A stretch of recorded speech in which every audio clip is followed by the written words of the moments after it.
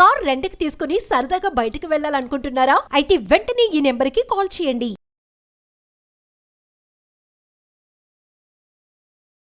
నాతో పాటు అడ్వకేట్ వెంకటేశ్వరి గారు ఉన్నారు. నమస్తే అమ్మ. నమస్తే అండి. అమ్మ, స్నేహ అనే ఒక అమ్మాయి మన దాకా వచ్చింది. మీతో మాట్లాడాలి, మీ సలహా కావాలి అనేసి. అంటే తనకు సంబంధించిన సమస్యని కొన్ని ఆల్రెడీ మనం లీగల్ అడ్వైస్లో మాట్లాడాం కూడా. లివ్ ఇన్ రిలేషన్స్ ఇవి ఎలాంటి పరిణామాలకి దారితీస్తున్నాయి, దీని పరిస్థితి ఏంటి? ఒక ఎపిసోడ్లో నాకు చాలా బాగా గుర్తు, మీరు చాలా అగ్రెసివ్గా మాట్లాడారు దీనికి సంబంధించి. ఆడపిల్లలు ముఖ్యంగా ఎలాంటి ఇబ్బందులు పడుతున్నారు అనేదానికి స్నేహ కథే ఒక ఉదాహరణ అమ్మ. నేను చెప్పడం ఎందుకు, స్నేహ ఎలానో మన స్టూడియోలో ఉంది కాబట్టి ఒకసారి మీరే మాట్లాడండి. తప్పకుండా అమ్మా. స్నేహ నమస్తే అమ్మా. నమస్తే. నమస్తే.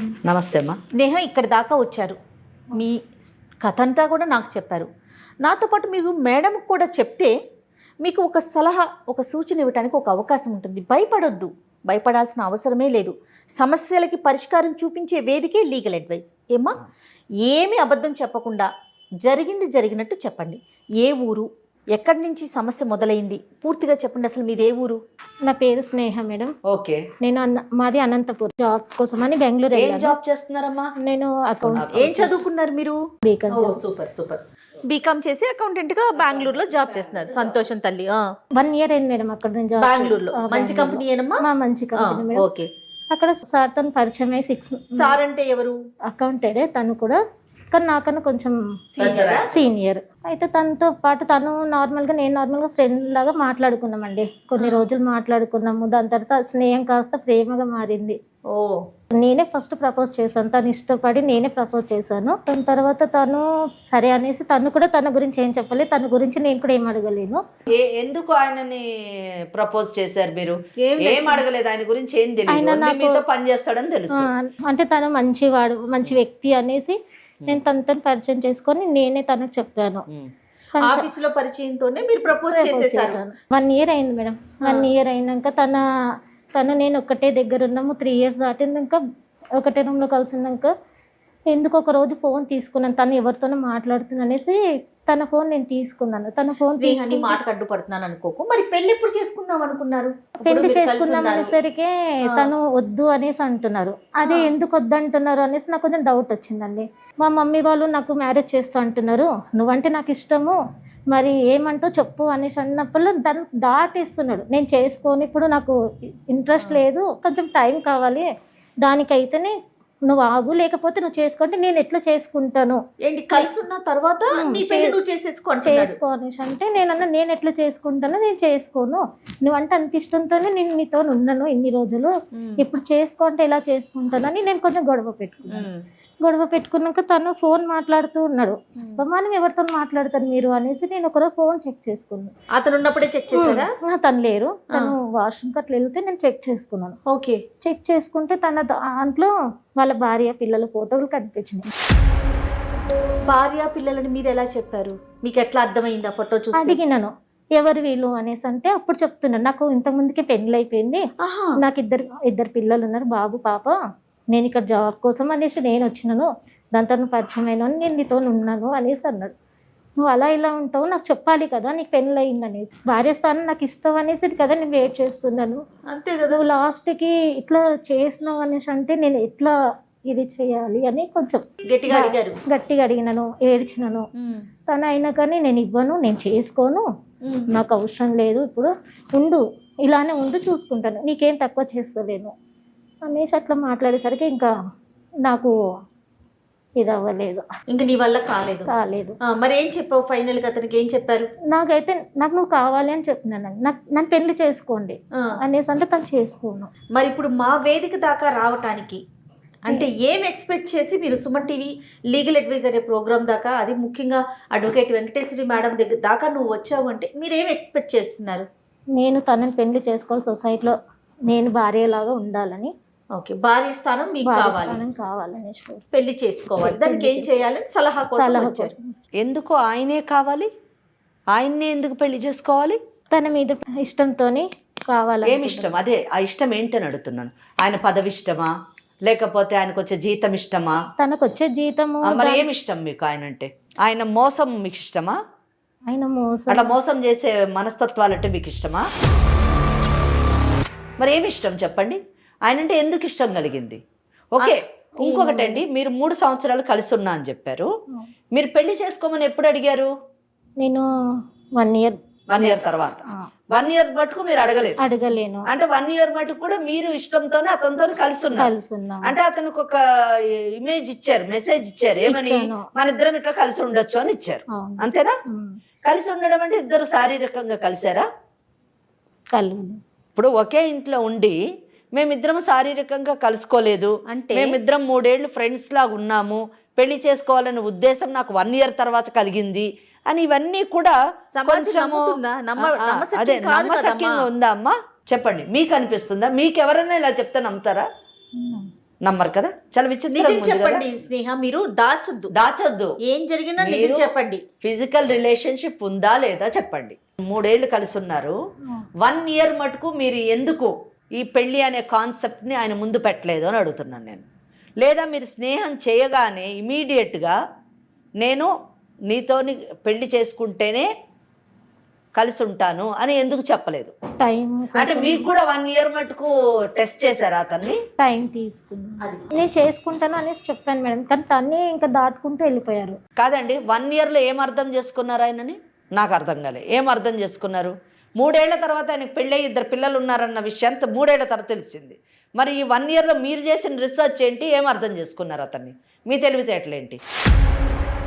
తను బాగా చూసుకున్నారండి, నిన్ను ప్రేమగా చూసుకున్నాడు, నాకు ఏది కావాలన్నా చేసి పెట్టిండు, నాకు ఇది లేదు అన్న లోటు కూడా తీర్చుకుంటూ బాగా. అతను చేసేది ఏంటి తల్లి? పిచ్చిదానా, నువ్వు ఉద్యోగం చేసావు కదా, నీకు డబ్బులు వచ్చినాయి కదా. అమ్మ, బెంగళూరులోని ఉద్యోగం చేయడానికి మీ పేరెంట్స్ నిన్ను పంపించారు. అవును మేడం. అంటే నీ పంపించినప్పుడు నువ్వు ఆయనతో కలవక ముందు ఒక రూమ్ తీసుకున్నావో, ఒక అపార్ట్మెంట్ తీసుకున్నావో, ఏదో ఒకటి తీసుకొని అందులో ఉన్నావు. నువ్వు సంపాదించుకుంటున్నావు, ఆ సంపాదనతో నువ్వు బ్రతుకుతున్నావు.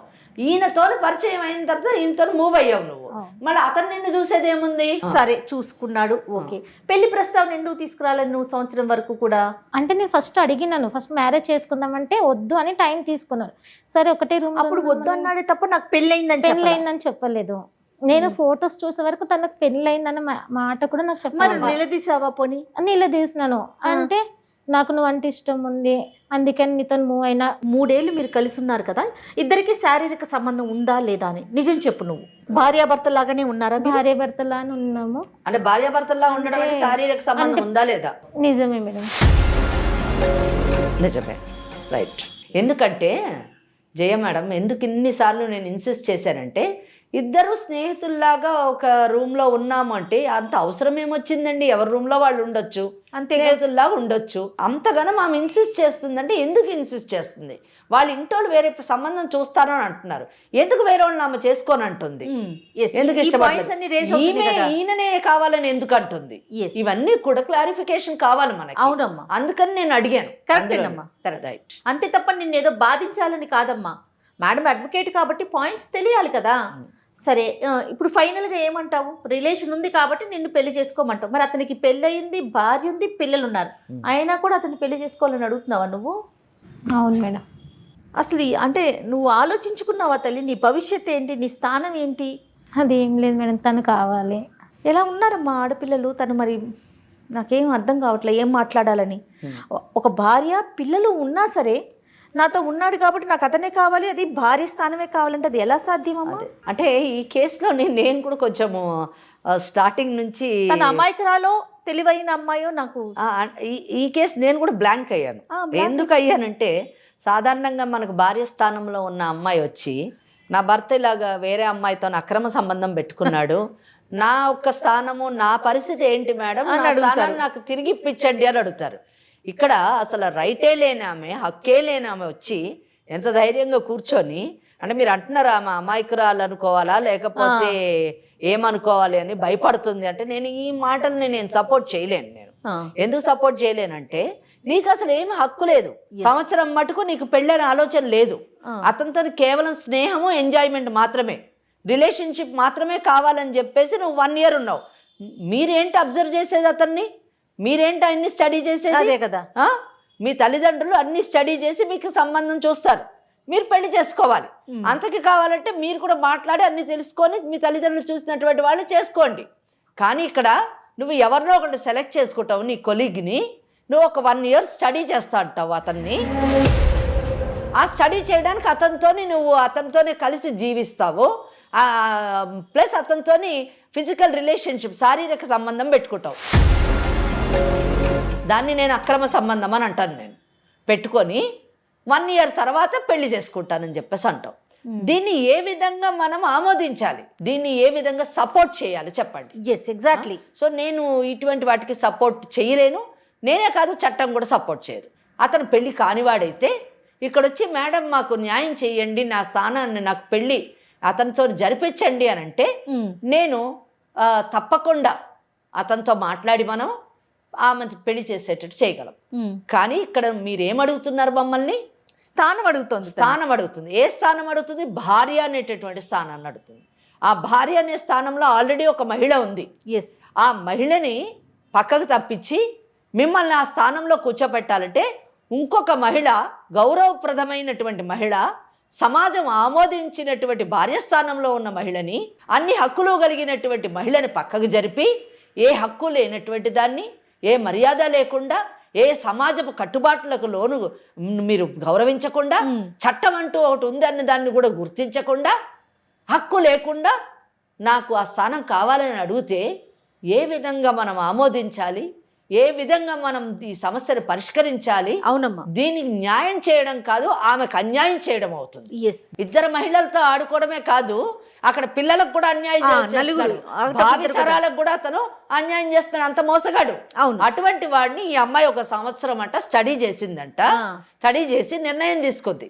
దెన్ నెక్స్ట్ క్వశ్చన్ నేను అడిగాను, ఎందుకమ్మా నీకు ఆయన్నే కావాలి అని అడిగాను. ఎందుకు అడిగానంటే అమ్మాయి చెప్పింది, మా అమ్మ నాన్న పెళ్లి సంబంధాలు చూస్తున్నారు, పెళ్లి చేసుకోమంటున్నారు, నాకు ఈయనే కావాలి.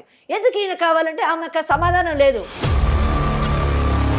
ఆలోచన ఉంటే కదా భవిష్యత్తు మీద. ఏంటంటే అండి, ఈరోజు సమాజంలోని చాలా మటుకు యువత సహజీవనం అన్నది అదొక ఫ్యాషన్గా మారిపోయింది. కరెక్ట్ అమ్మా. అంటే తోటి యువతతోని వాళ్ళు మూవ్ అవుతున్నప్పుడు సహజీవనం చేయడం అదొక పెద్ద మోడర్న్ కల్చర్ అయిపోయింది. అదొక ఆధునీకరణ లాగా, అది ఆధునిక భావాలకు సంబంధించిన దానిలాగా, వాళ్ళేదో చాలా అడ్వాన్స్డ్ లైఫ్ లీడ్ చేస్తున్నట్టుగా ఆ పిచ్చి ఆలోచనలో. అవును. నేను అడుగుతున్నాను ఈనాటి యువతని, ఇటువంటి దారిలో నడిచేటటువంటి వాళ్ళని, ఇటువంటి ఆలోచనలతో వెళ్తున్నటువంటి వాళ్ళని నేను అడుగుతున్నాను, మీకు సహజీవనంలోని ఏమి హక్కులున్నాయి, మీకు సహజీవనంలోని ఏమి భద్రత ఉంది, మీకు పుట్టేటటువంటి పిల్లల యొక్క భవిష్యత్తు ఏంటి, సమాజంలోని వాళ్ళకి ఎంత గౌరవం లభిస్తుంది? ఇటువంటి యువత ఆలోచించుకోవాల్సింది ఏంటంటే, నేను ఎంత గౌరవంగా బ్రతుకుతున్నాను, సమాజంలో నేను ఎంత గౌరవింపబడుతున్నాను, నేను ఎవరితోనైతే సహజీవనం చేస్తున్నానో ఆ వ్యక్తి దృష్టిలో నా యొక్క స్థానం ఏంటి, నాకు న్యాయం చేయండి, ఆ స్థానం ఇవ్వండి అంటే మనం ఇక్కడ అటువంటి పనులు చేయడానికి లేవు. అమ్మ మరి ఏం చేద్దామమ్మా? ఏం లేదమ్మా, ఈ అమ్మాయి ఆలోచన విధానం తప్పు, ఈ అమ్మాయి జీవన విధానం తప్పు. ఓకే. చక్కగా తల్లిదండ్రులు చూసిన పెళ్లి చేసుకొని జీవితాన్ని కొనసాగించడం సరైనటువంటి నిర్ణయం. ఈ అమ్మాయికి మనం చెప్తూ బుద్ధి రాదు. మనం ఆ అబ్బాయితో మాట్లాడదాం, ఆ అబ్బాయి అసలు ఏమంటాడో విన్న తర్వాత మనకి అర్థమవుతుంది, ఆమెకు కూడా అర్థమవుతుంది అని నేను అనుకుంటున్నాను. మనమేమి అతన్ని బెదిరించి ఈ అమ్మాయిని పెళ్లి చేసుకోని చెప్పేటటువంటి పరిస్థితి కాదండి, అస్సలు కాదు. ఎందుకంటే Section 5 of Hindu marriage act ప్రకారము 2వ వివాహం చేసుకోవడానికి అవకాశం లేదు. ఓకే. ఎలాగంటే విడాకులన్నా అవ్వాలి, భార్య చనిపోయన్నా ఉండాలి. ఇక్కడ ఆ అమ్మాయికి విడాకులు ఇచ్చి, భార్యకు విడాకులు ఇచ్చి ఈ అమ్మాయిని పెళ్లి చేసుకో అని చెప్పేసి ఆ అబ్బాయి చెప్పేటటువంటి ధైర్య సాహసాలు నేను చెయ్యను. ఎందుకంటే అక్కడ 2 బిడ్డలు ఉన్నారు, తప్పు చేయనటువంటి భార్యకు ఎందుకు విడాకులు ఇవ్వాలి? 2 బిడ్డలు అంటే భవిష్యత్తుని ఎందుకు పాడు చేయాలి? ఒకవేళ అతను చేసుకుంటే భారతీయ న్యాయ సంహిత ప్రకారము Section 82(1) ప్రకారం 7 సంవత్సరాలు జైల్లోకి వెళ్తాడు. సో ఇవన్నీ అతనికి తెలియచేద్దామంటారా? తెలియజేయాలి. ఒకటి. ఇంకోటి ఏంటంటే అతను భవిష్యత్తులో ఇటువంటి తప్పు చేయకుండా ఉండాలంటే తెలియజేయాలి. కరెక్ట్. ఒకటి. రెండోది, అతను ఏం చెప్తాడో విందాం. లేదు నేను ఆ భార్యను విడాకులు ఇచ్చి ఈమెను చేసుకుంటాను అని అంటే అతను ప్రేమన్నట్టు. లేదు నా భార్యను నేను విడిచిపెట్టను అన్నాడంటే ఈమెకు బుద్ధి రావాలి. ఈమె పరిస్థితి ఏంటి? కాదమ్మా, అతనికి కాల్ చేయి. మరి అతని పేరేంటి? కృష్ణ. బా, పేరుకు తగినట్టే ఉన్నాడు. ఏంటి వీళ్ళు ఇట్లా అనేస్తున్నారు? బిక్క చూపులు చూస్తా ఉన్నావు. ఒకసారి కాల్ చేస్తావా? మాట్లాడదామా? అమ్మా, తను మాట్లాడటానికి ఇబ్బంది పడతా ఉంది. నేనే ఒకసారి కాల్ చేస్తాను, తప్పకుండా ఒకసారి మాట్లాడతాను, వినండి మీరు కూడాను.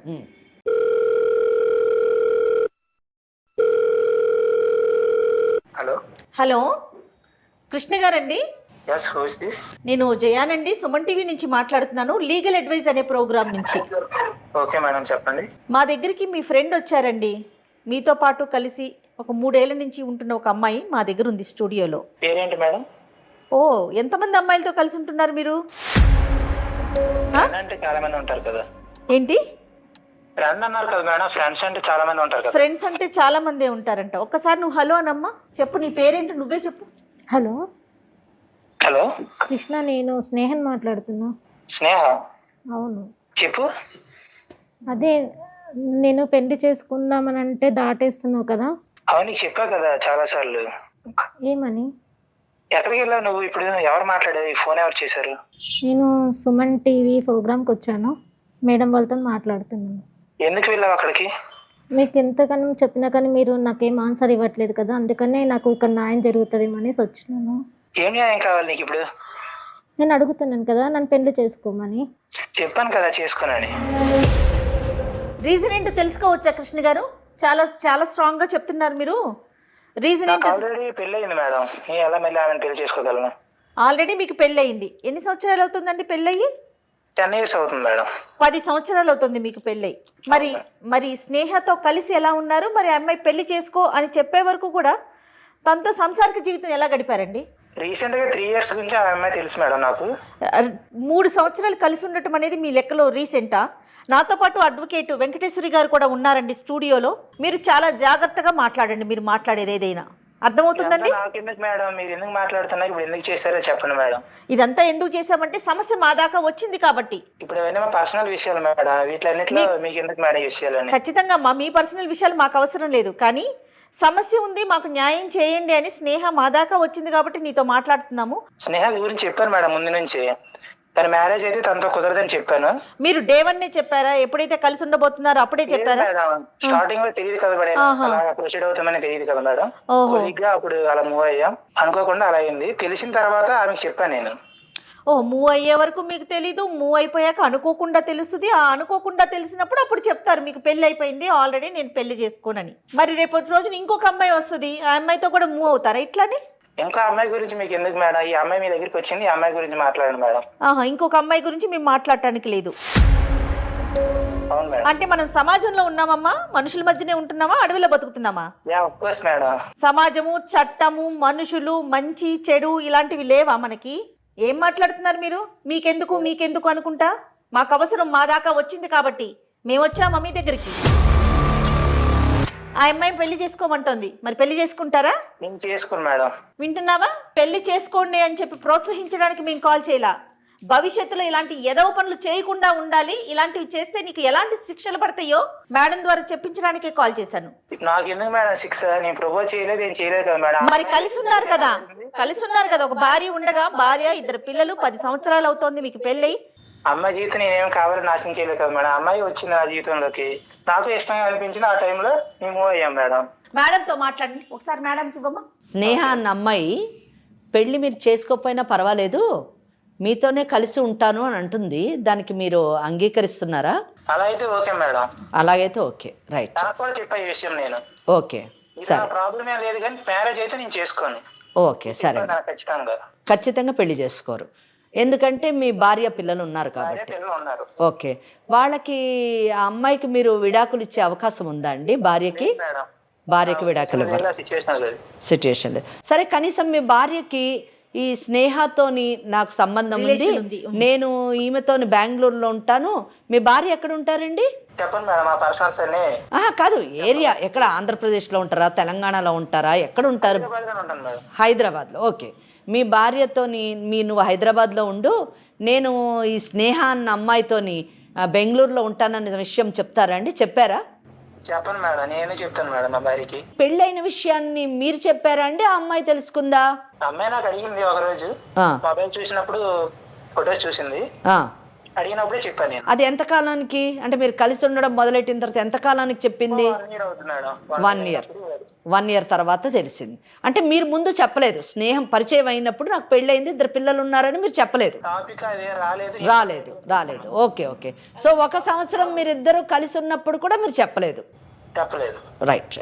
సరే కృష్ణ, ఇప్పుడు నేను ఏమి మాట్లాడను మీతోని, కానీ ఒక్క విషయం మాత్రం మీకు చెప్తున్నాను. కొన్ని పనుల్ని నేరాలుగా చట్టం పరిగణిస్తుంది. ఆ నేరాలకి శిక్ష అంటూ ఒకటి ఉంటుంది. అది మీకు నచ్చినా నచ్చకపోయినా కూడా అది జరిగిపోతూనే ఉంటుంది. నేను మీకు ఎందుకు చెప్తున్నా, వినండి బాబు, వినండి. నేను మిమ్మల్ని ఏం అనట్లేదు. మీ భార్యకు విడాకులనిచ్చి ఈ అమ్మాయిని పెళ్లి చేసుకోండి అని నేను చెప్పను.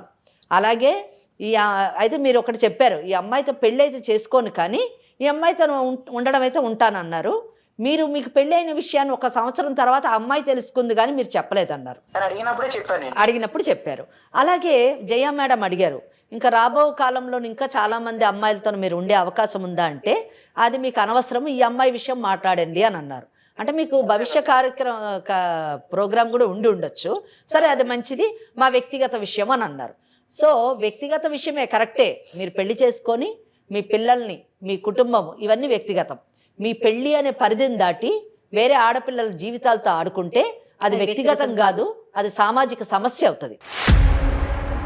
అంటే ఆడపిల్లల జీవితాలు పాడు చేస్తూ ఉంటే చూస్తూ ఊరుకోవడానికి చట్టం ఏం కళ్ళు మూసుకొని ఉండదు. కానీ అదే చేయలేదు అదే చెప్తున్నాను. ఇది మీ అవేర్నెస్ గురించి చెప్తున్నాను, మిమ్మల్ని ఏమి అనట్లేదు నేను. భారతీయ న్యాయ సంహిత అని ఒక చట్టం ఉంది. ఈ చట్టంలోని సెక్షన్ 82(2) ప్రకారము ఏ మగవాడైనా కానీ తనకు పెళ్ళైన విషయాన్ని చెప్పకుండా వేరే స్త్రీతోని పెళ్లి చేసుకుంటానని కానీ లేదా ఏం చెప్పకుండా శారీరక సంబంధం కానీ పెట్టుకుంటే 10 సంవత్సరాలు శిక్షకి లోనవుతాడు కంప్లైంట్ ఇస్తే. అదే చెప్తాను నేను. అడ్వకేట్గా మీకు చెప్పేది ఏంటంటే భవిష్యత్తులో ఇటువంటి పనులు చేయకండి, వేరే ఆడపిల్లల జీవితాలతో ఆడకండి. ఎందుకంటే అందరూ మన స్నేహ కాదు. ఏ ఆడపిల్లన్నా కంప్లైంట్ కానీ ఇస్తే 82(2) కింద 10 సంవత్సరాల లోపల పోతారు. ఆయన భార్యతో మాట్లాడితే ఎలా ఉంటుంది? మేము మీ భార్యతో మాట్లాడినా లేకపోతే ఈ అమ్మాయి వెళ్ళి మాట్లాడినా, ఈ అమ్మాయి మీ మీద కంప్లైంట్ ఇచ్చినా 10 సంవత్సరాల శిక్షకు.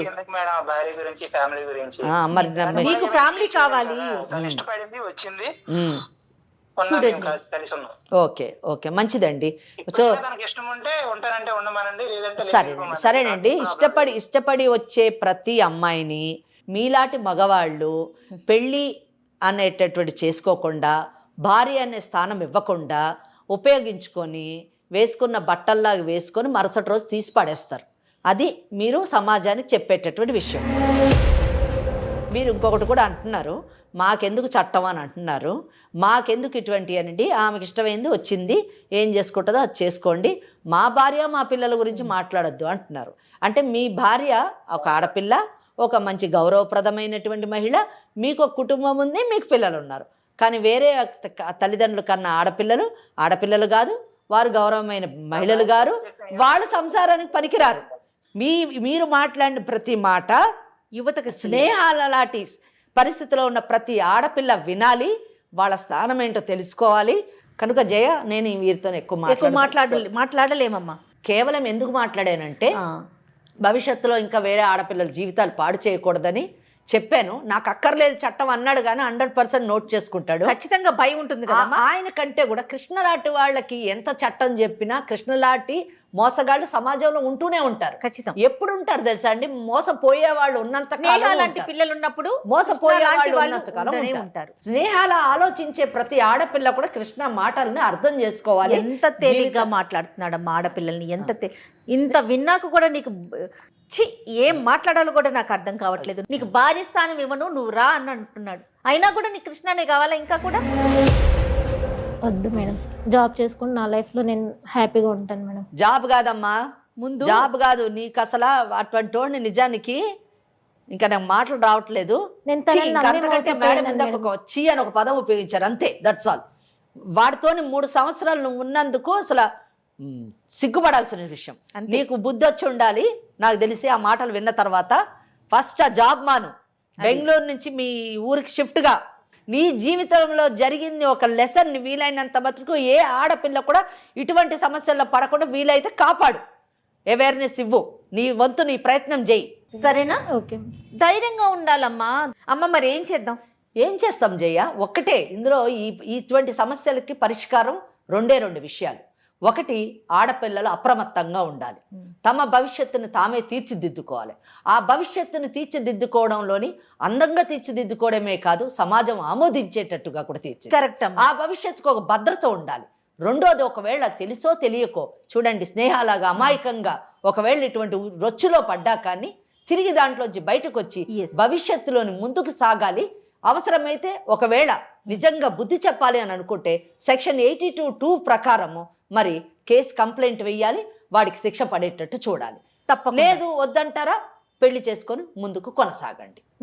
ఇది నేను చెప్పదలుచుకున్నాను. తప్పకుండా అమ్మా. అయితే నాకు స్నేహతో మాట్లాడి నాకు ఏమనిపించిందంటే, మీరు ఏదైనా అవకాశం ఇస్తే ఒక 2-3 సార్లు మీతో కూర్చొని మీ కౌన్సిలింగ్ కనుక తను ఫాలో అయితే, వినగలిగితే, మీరు ఆ టైం కేటాయించగలిగితే తన జీవితానికి ఒక అర్థం ఉంటుందేమో అనిపిస్తుంది. తప్పకుండా అండి. ఇంకొకటిని కూడా చెప్పాలనుకుంటున్నా జయ గారు, ఇటువంటి కార్యక్రమాల్లో మేమేదో కుటుంబాలని విడదీయాలనో లేకపోతే ఆడవాళ్ళకి విపరీతమైనటువంటి చట్టపరమైనటువంటి అవగాహన ఇచ్చేసి మగవాళ్ళకి అన్యాయం చేయాలన్నదో మా ఉద్దేశం కాదు. చట్టం పైన అవగాహన కలిగించడము అంటే ఆడవాళ్ళ హక్కుల్ని ఎంత పరిరక్షిస్తున్నామో మగవాళ్ళని అంత జాగ్రత్త కూడా పరుస్తున్నాము అన్న విషయాన్ని మర్చిపోకూడదు. చట్టం అంటే లేదు కదా, మీరు నేరం చేసినప్పుడు ఎటువంటి శిక్షలు పడతాయి కనుక నేరానికి ఎంత దూరంలో ఉండాలి మీకు అనే అవగాహన మీకు కల్పించడానికి ప్రయత్నిస్తాం. ఖచ్చితంగా. మేడం గారి నెంబర్ నీకు ఇస్తాను, అలా అసిస్టెంట్ నెంబరు. మేడం టైం తీసుకుని ఒక 2-3 సార్లు మేడంతో నువ్వు కూర్చొని మాట్లాడు, సరేనా? సరే. ఓకే, రైట్ అమ్మా, థ్యాంక్ యూ, నమస్తే.